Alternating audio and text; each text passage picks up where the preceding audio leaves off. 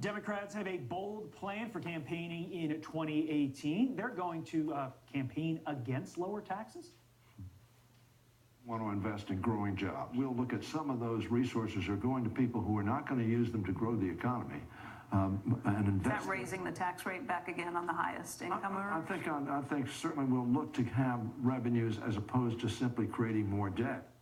Revenues, that would be code for tax hikes.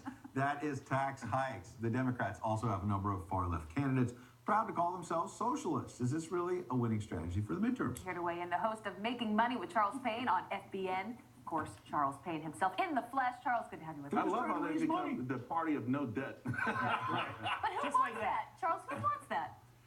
Who wants to actually give back these tax cuts? That's really what I want to know.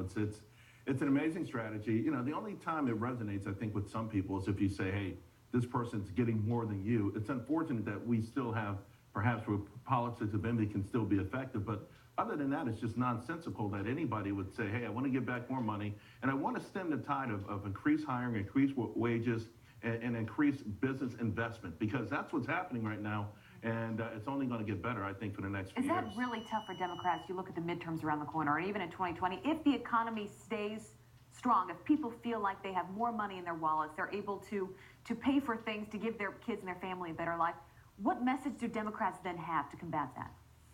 They will say, hey, you have more, but someone has a lot more. So if you put me in office, I'll find a way of getting that from this person and even trying to transfer the wealth back. Listen, we went through 8 years of that so-called wealth transference.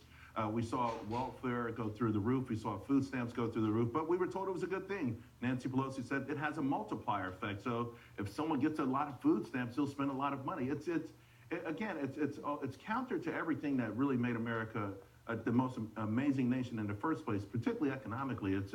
It goes against the grain. Entrepreneurship cratered to an all-time low. We are getting all of that back, and one beautiful thing is success begets success. So this momentum that we have is not going to go away on its own. In fact, it's going to only get better. Well, with that in mind, Bernie Sanders has come out and said the Trump agenda is dead if the Democrats win the midterms. And I believe we have a full screen quote we can put up for you. There it is. If Democrats control either the House or the Senate, Trump's agenda is dead. The only problem with that comment is, well, there are two problems. One, we can't predict the future. And B, even if that does happen, he can still stock the federal courts. And the president has been doing that very successfully.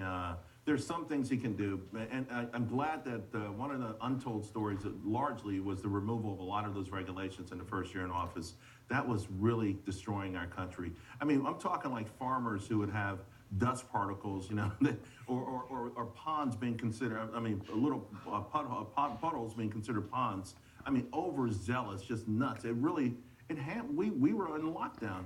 Corporate America was in a foxhole waiting for all of this to go away. It's gone away. They're